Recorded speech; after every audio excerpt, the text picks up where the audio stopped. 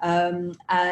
I went out and helped, and it was to make sure that other accountants didn't struggle like he did, because it's hard, isn't it? It's doing stuff outside your comfort zone, which is what you help them with as well, Steve, because you know, speaking isn't in most people's comfort zone. Communicating is outside a lot of you say speaking isn't in most people's comfort. Everyone uses their voice every day, right? Yes. It's just the level of just speaking and the type of, people are using their voice every day. Yeah. And it's all of a sudden people think that these skills are only for presentations or talks and that.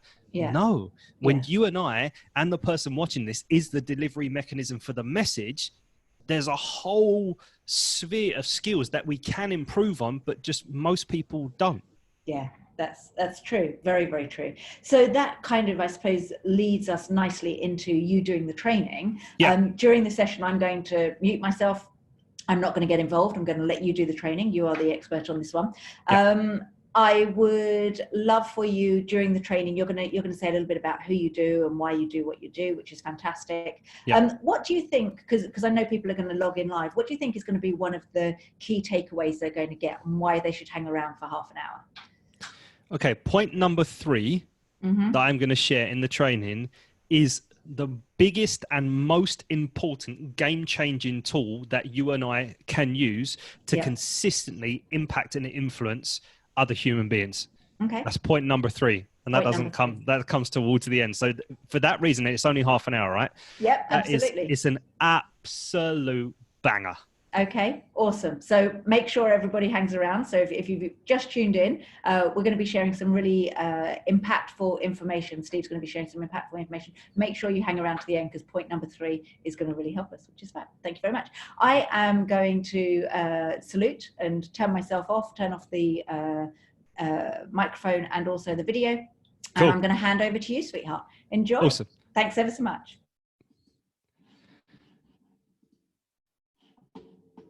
Oh, hold on a minute. No, you don't want to see that. I messed it up already. That's right. Here we go. We're going to start at the top. I'm going to come back again. Share my screen. Here we go. Job done.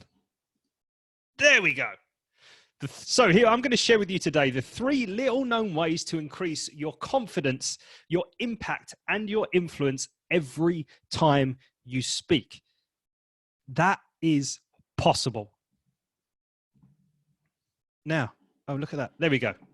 So audiences always remember how you make them feel, not what you say. I love that mantra. I live and breathe by that mantra. And I would love you to start possibly considering that as a mantra for you. Now, Maya Angelou said, people remember what you did. People remember. This is a good one. Should remember. Let me get this right. Maya Angelou said, people remember what you said and what people, do you know what? I'm going to come back to that. What a great start. Do you know what, Amanda? Could you find out that quote? It's just completely got mixed in my head. People remember. Steve, the quote, the quote is, if I remember rightly, people don't remember what you say. They remember how you make them feel. Oh, people don't remember what you say or what you did. They always remember how you make them feel. Yeah, and this is a slight paraphrasing one for the speaking stuff. Thank you, Amanda. You're very welcome. So we continue.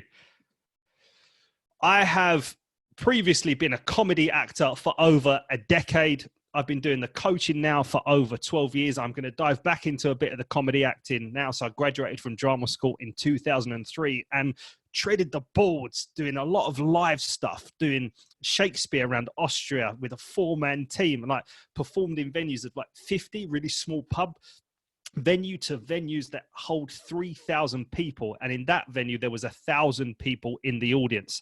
So a real mixture of learning the craft of what it takes to engage a live audience, but also the skills of what it truly takes to engage another human being. And down there, you can see I've hosted a podcast. You might see some familiar faces of accountants down there who are doing videos, and a lot of the things that is really important to do is to be able to watch yourself back and assess yourself. And I know you might even just freak out by the idea of that, but that is one of the most powerful things that you and I can do to see where our skill level is at. There is this endemic issue in UK PLC where people think content is the most important thing. And that's a myth, because it isn't. specifically when you and I are the delivery mechanism for the message. Sure, of course, if you write an email, if you write a blog, if you write a book, your content is king because the person who's reading that is forming your voice in their head. Might not be right sounding, but they form the voice. Now, when you and I are the delivery mechanism, I mean, I'm talking now, you're not thinking of my voice as a different accent as Liverpudlian or as Glaswegian. You're just hearing my voice. So when it comes to us as the delivery mechanisms, how we deliver it is king, not the content. I fell into the coaching and the training, what seemed like a bit of an accident. After a soul destroying experience doing a crappy sales job, I went, screw this. I'm not working for anyone else. And I just joined a business network, even though at the time I didn't have a business. However, very soon after going to some networking events, I went to about 7 or 8 over a period of 2 months. I was talking to people. These were either people who had their own businesses or worked for other people. And very quickly, I was losing the will to live. Now, I know for a fact that you have been to some events in your professional career and you've spoken to someone and you've gone, oh my God, I'm never getting this time back again. You've done that, right? And I quickly realized, I thought, you know what? I've got some experience of performing, of engaging audiences, and my interest in directing and human behavior. The people in this new network that I was kind of acquaintances with, I said, look, I'm thinking about doing this. I'd love to give you a training session just for an hour and see what you think. I did the sessions. Their skill level jumped. I went, oh, wow. They said it was really powerful. And I said, how much would you charge for that? They said between 100 and 150 quid. My jaw hit the floor because I was earning 250 quid a week. And that is how the training and coaching business sort of grew from there back in 2007.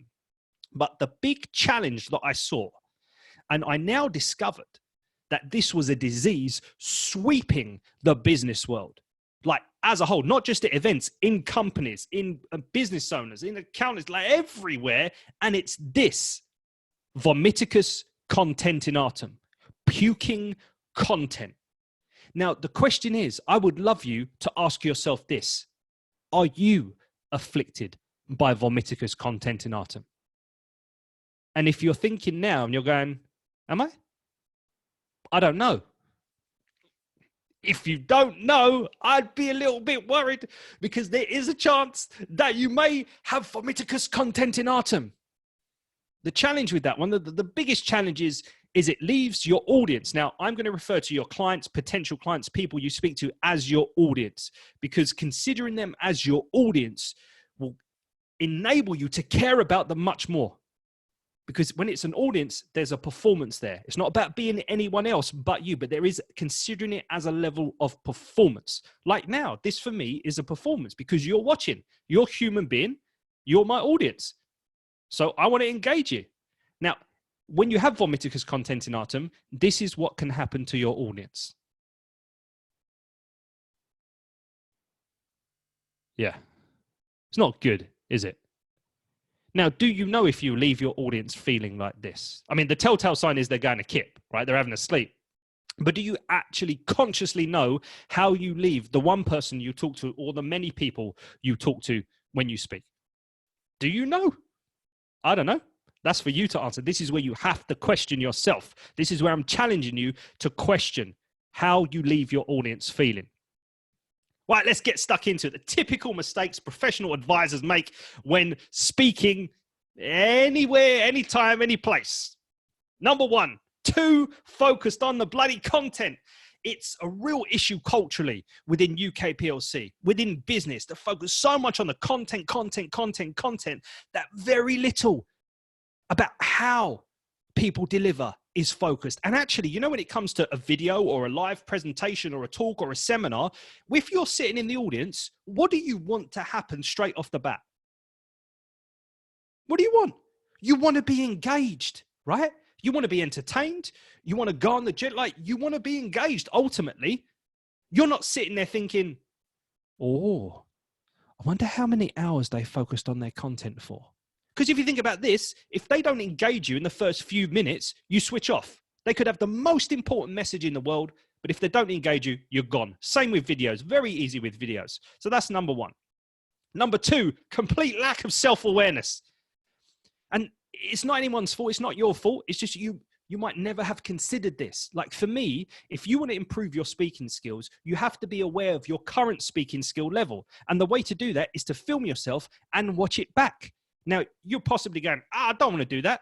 The thing is, it ain't about you. It's about your audience, the one or the many people you're talking to. And as human beings, when we're not aware of something that is holding us back or something that doesn't serve us, we can't change it. I mean, it's really simple, but most people don't want to watch themselves back because it's too painful. Another thing I've found is that accountants, professional advisors have very low energy, and it impacts their tone of voice, and they just focus on the content. And because they're not aware of how they're coming across, they just sort of speak like this. And meanwhile, the person they're talking to are the people, they're having a kip. They're switched off. Yes, physically they're there, but their eyes are like this. Very low energy. This one, nasty filler words. So, well, and the excuse I get all the time, I've had this for over 12 years, is that people say, well, I'm thinking. No, think in silence. It's way more powerful. Now, are you aware of how many times you so use filler words? Most people aren't. It's not your fault. But it's just, this is really important, because if you want to make more of an impact in a shorter space of time, removing the filler words has a massive impact. And I've got, now what is it? Is it number one or number two? Is that what I'm sharing with you today? This one, caught in their ego, this unsupportive voice that says, you're not going to be any good at that. No one's going to listen to you. You're crap. You're fat. You're ugly. You don't know what you're doing. You're an imposter. Someone's better than you doing that already. Why are you doing that? You know, this unsupportive voice, the egoic voice, and the egoic voice can be unsupportive, but it can also have the manner of being, oh yeah, I'm really good, or I'm the best. But really, you don't need to be like that. It's just the ego trying to big you up when that's not the truth.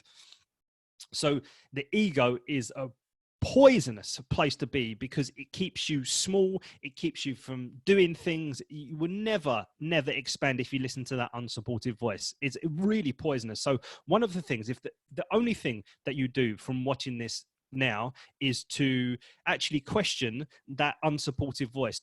That voice, the unsupportive voice, isn't truth. It's not who you are. But a lot of times as human beings, we believe everything that bloody voice says, and that can keep us trapped. This is another one. They don't know how to use their voice. Again, due to lack of self-awareness, they're not aware of the tone. They're not aware of the cadence, the speed, the pace, the tone, the tempo, all of that stuff. So they just do what they've always done and aren't aware of the impact that has. This one is massive. Most of your clients and your audience and the people you talk to throughout your entire business career are going to be blessed with sight. So that means your visual impact, your facial expressions, your gestures, specifically gestures in this case, and the body language, people are going to be watching.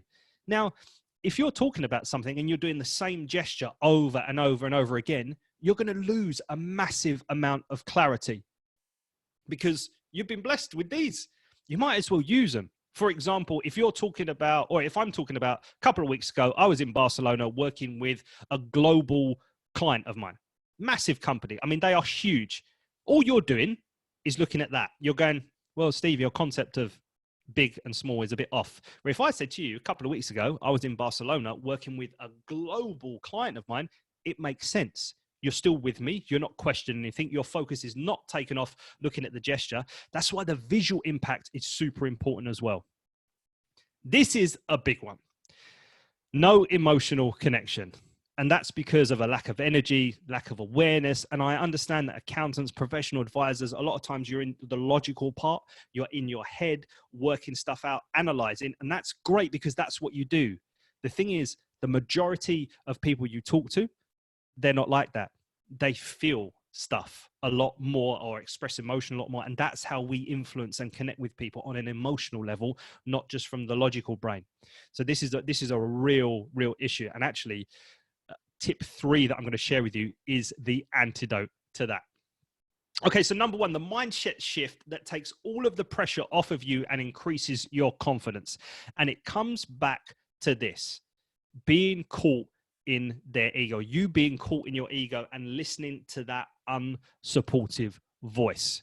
You know, how often does that voice pop up, and how often do you listen to that and believe that as truth? How often does that happen to you? And if you're saying, I don't know, for me, it's time to start questioning that voice or whatever that says. If it's unsupportive, even just as a thought comes in or it says something to you, go, is that supportive? What that voice has said to me? Because it's not you at your core. It's not who you are as a human being. And then if you're questioning that voice, just ask it, is that truth? Okay. And if it's not actual truth, or if it is truth, go, where's the evidence? If you believe it's, because a lot of times it isn't truth. Where's the evidence? 99.99% of the time, there is no evidence to that. It's just some of the shit that we tell ourselves that we believe with that voice. Now, there may be an incident that happened years ago or in your childhood where actually that is true, but a lot of times, has that happened consistently again? No. So sometimes just this one thing that happened years and years ago when we were kids, and then we make decisions and stop us from doing it, especially presenting, getting up on stage, putting video content out, whatever it is, because that voice said, oh, no one's going to listen, blah, blah, blah, blah, blah. Well, where's the proof no one's going to listen? And so what if they don't listen? You know, all of the stuff that I share with you is not about you. Like, none of this is for, even though I'm talking about improving your skills, this is the weird thing. In the first, second, and third instance, all of this is about your audience. And the way you can completely take all of the pressure off of you is move from your ego and go to your we-go. The we-go is the most magical place you and I can be when it comes to communication, because on one side, you've got the egoic voice, who's like, you're no good, or who's going to watch your video, or don't do a video, or you haven't got a clue about tech. All these ways to stop us from expanding ourselves, expanding as human beings, and supporting our audience way more. This is just small, it's negative, it's not fun to be in. But here, you've got the we-go. The we-go is not locked in the head. The we-go is more about feeling, it's more about connecting, it's more about engaging. That's where the magic is. And when you and I are in the we-go, you can't possibly be in the ego part, because they're two completely different ways of being. They literally are. And I promise you this, if you are able to shift from being in the ego and listening to that unsupportive voice and focusing more on engaging, on connecting, on sharing, and delivering your message in a way that engages another human being, you will feel more alive than you ever have done sharing your message, because you're then out of this and locked in your head thinking and listening to that voice, and then you become more in the present moment, and it becomes very, very powerful for you and the person or the people you're talking to. So that's tip one, to increase your confidence, take all of the pressure off of you, because these skills aren't about you or for you in the first, second, or third instance. It's really cool. And it's a real shift for some people. It might be a quick shift for you, or it might be a big one. However, it's a powerful one. And I've seen this time and time again with my clients over the last 12 years. And it's amazing to see that. Here we go. The secret pledge that removes nasty filler words, causing you to make more of an impact in a shorter space of time. And I said that one of the challenges that I've seen, the typical mistakes advisors, accountants make, is there's so many filler words. And when you think about it with the filler words, when you hear filler words, your perception about that person could be, or they're really nervous, or they don't know what they're talking about, or they haven't prepped enough. And none of that might be the case. Habitually, this is another massive problem across UK PLC, not just with accountants. Everywhere that I've gone and supported clients with, it's all over, and it's habit. And you may have been using filler words for 5, 10, 15, 20, 25, 30 years and never been aware in the moment of them coming up.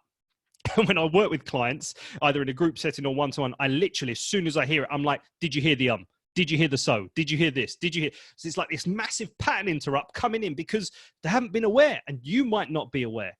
The thing that you can do to support yourself and be more aware is use this, the eradicate the filler words pledge. Yes, it's a pledge. You don't have to stand up and put your hand up or put your hand on your heart. Well, you could do it. Actually, I've done that at workshops as well. this is really important in consciously telling yourself what you want to do and how you want to behave. And this is the first part. Now, what I recommend you do is print this out. In fact, I can actually get this. I'll get this to you, Amanda, and you can share this as well. So you can read it in your head. You can, here it is without any feeling or emotion. I give myself complete permission as I bring my awareness now into every time I so, or use any other nasty filler words in my speech and completely eradicate them forever. No, don't do it like that. This needs to have commitment. It needs conviction. If you want to support yourself to remove them. Now, before I actually read it again, one of the things that will happen if you implement this consistently, print it out, have it by your desk, keep it on your phone, is things will get clunky. You'll find that you might not be able to talk as fluidly as you want to. That's okay. Stuff needs to get clunky before it gets smooth again and over time becomes more unconscious. So here's how I would say this. You either say it out loud or in your head, but do it with this level of conviction. I give myself complete permission as I bring my awareness now into every time I so, or use any other nasty filler words in my speech and completely eradicate them forever. Instead, if I feel or sense I'm going to use those nasty words, I pause, think, and use silence in their place. That is the eradicate the filler words pledge. It might sound weird. You might think I'm absolutely crazy. I'm not. I've been using this for over 12 years with my clients. This is specifically designed to raise your level of self-awareness to catch when you're about to use those filler words. And there's times where it'll be down here in your neck. It will come out, but you'll catch it because your level of self-awareness has raised. Okay, here we go. Number 3. This is the one that I'm telling you about, that if you do this, it's going to be a game changer for the person or the people you're talking to, thus a game changer for yourself. The holy grail of creating a deeper connection with your audience, thus influencing them more. Honor the words. And this isn't about doing what you say you're going to do. I'll take that as a given. This is about feeling the words. Every single word that comes out of your mouth has some level of energy. There'll be more words that are obvious to feel with the right emotion. There'll be sentences that need a level of feeling or emotion to them. But what we can't have, in my opinion, what you can't do ever again is have no feeling at all when you speak. Because when we know people buy on emotion and justify with logic after, then we think, well, I need to be able to conjure some level of emotion up in the person or the people I'm talking to. If we want to influence someone, they have to feel something within them, whether it be good or bad, to be able to actually conjure up action within another human being. But if they don't feel anything, they'll just be like this.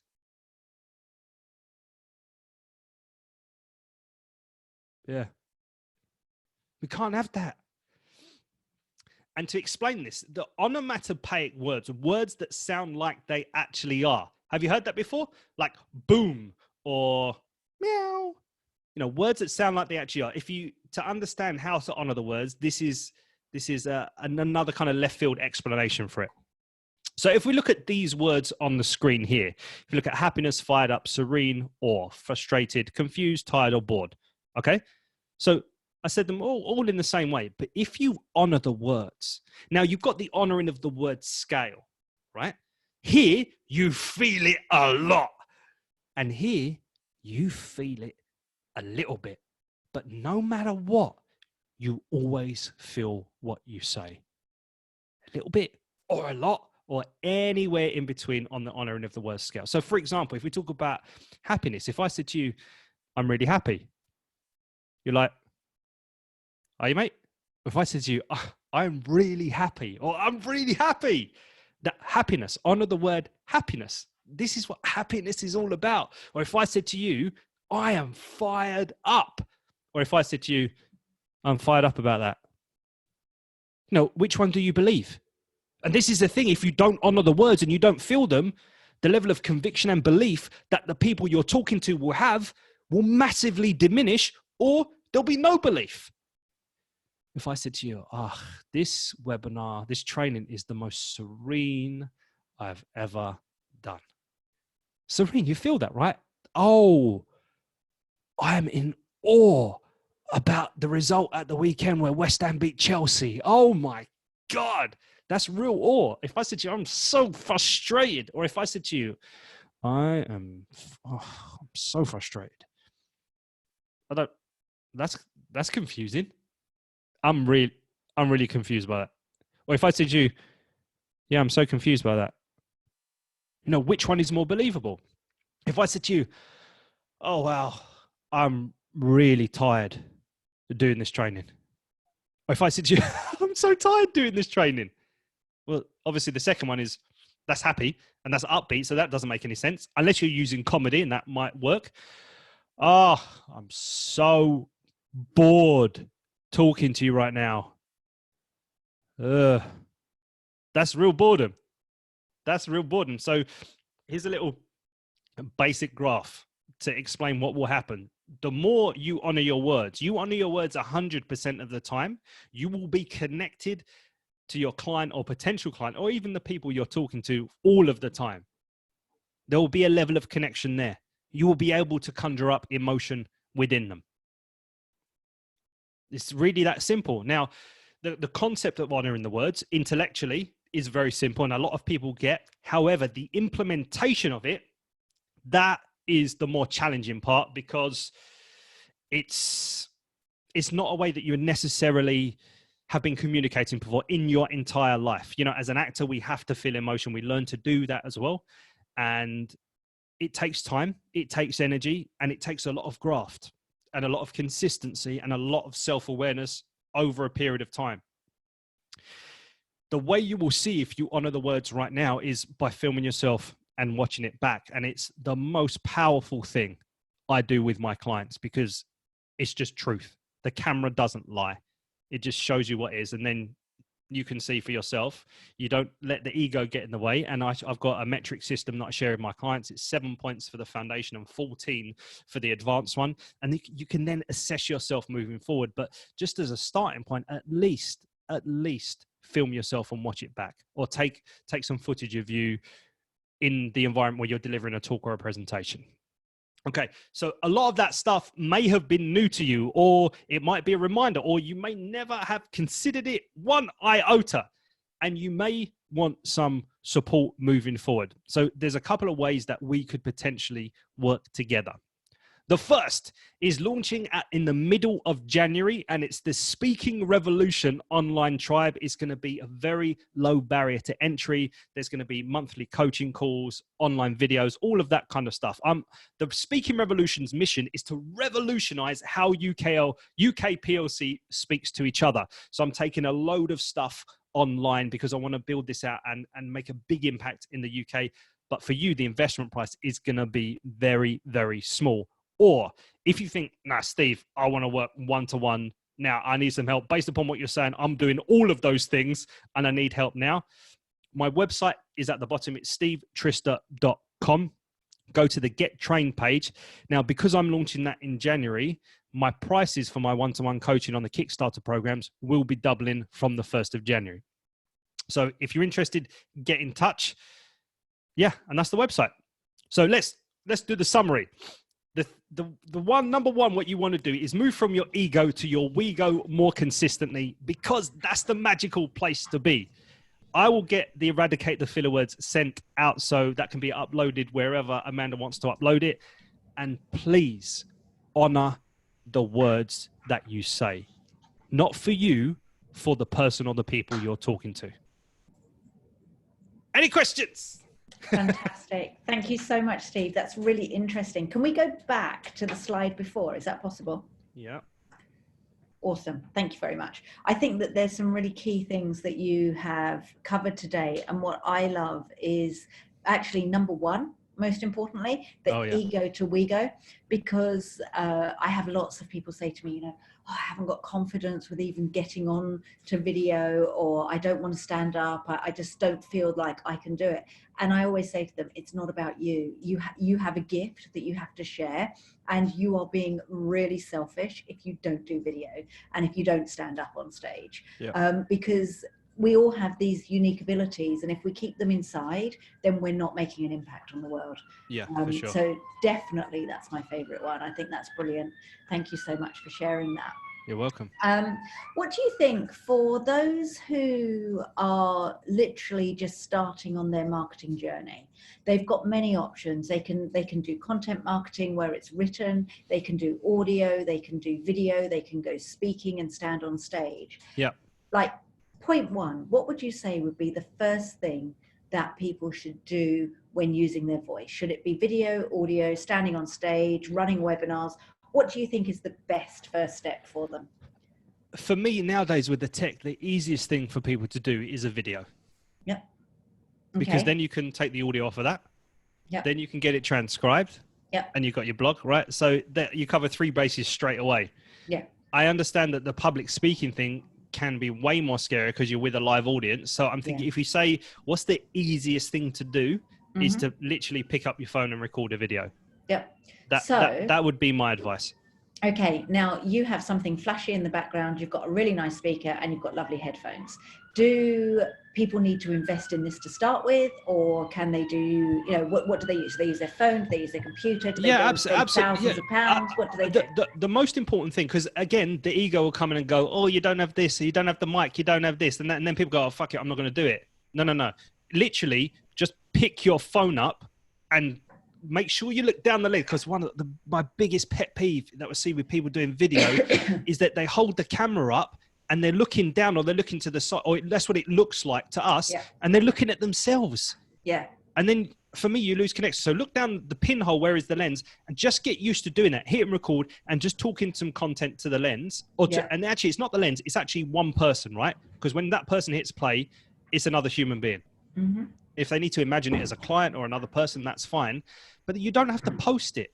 Yeah. You could just watch it back. Just get used to doing that. And then at some point in the near future, you need to post it. Yeah. But then you can just use, like right now, as a mic, I can see you've got your headphone in, right? Yes, I have. Yeah. So that's going to be a good enough mic to start with. Yeah. Don't let any of the tech be a barrier to entry. And that's a massive excuse. Yeah. But for me, I do podcasting. I do online trainings. I do my coaching calls. Mm-hmm. I'm a bit of a tech geek. I love the sound that comes out. I don't love the sound of my own voice, but I love how, you've got, exactly. I have one, but I hate it. It's a pain in the butt. It's much easier. I'm a quick person. I plug in my headphones because I'm a prolific Beats Perfect. And that's that works for people. So it's what works for them. They can invest if they want to, but it's a pain in the butt. Interestingly, plug in my headphones. For me, I love this. This is literally hooked up to my desk. I literally just pull it over. It's all hooked up, done. So it's not a pain in the ass for me. I like what the options that this gives me, because I can actually record audio stuff. I can do, so I love the sound. And just the headphones, that's just a choice. I could absolutely sit here without the headphones, but then I might get some feedback on that maybe. And I've got a green screen behind me, simple green screen. It's just, I just like the dynamism of this. It gives me scope. So it's great. It's great. But just pick up your phone. That would be it. Fab. And then the next question and final question from me is, do you, or do they, not you, do they use a script, or do they free flow? What's the best way so to start, I definitely don't use a script. Okay. Don't use that. And it's maybe at some point you might want to script the opening of something, whatever, but don't use a script. The thing is, you will know stuff, right? Mm-hmm. The person watching it, stuff, your area of expertise, stuff too. So it's just about maybe do some bullet points about a subject. Yeah. My suggestion is, if you don't know where to start, share something that you're really frustrated about and the antidote to that. So something that you can, emotion is really good for that. If you've got something that really pisses you off, do a video on it. If you've got something that you're really excited about, do that, because you can call in the emotion very quickly. Great. That's a good thing. Yeah, brilliant. That would be my suggestion. With emotion comes impact. Like you were saying, you can be really monotoned and have no emotion about anything, or you can feel really strong about it. Yeah, absolutely. And that's what a lot of people don't have, is that baseline level of conviction and passion. So that's why when people do have it, they stand out. Yeah, brilliant. Absolutely brilliant. Thank you. We don't have any more questions underneath, but if people have them, then write them down on the replay and we can get back to them, can't we, with the answers? Yeah, sure. What would you like to leave the watchers and listeners with? What's one nugget that you could leave them with to wind up today? I'll say what I said at the start. Audiences always remember how you make them feel, not what you say. Yeah, awesome. Absolutely brilliant. Thank you so much, sweetheart. You're Thank welcome. you for showing up today and giving up your time so generously. We You're really welcome. appreciate Thanks it. for having me. And I'll catch up with you soon. See you Cool. later. See ya. Bye. Bye.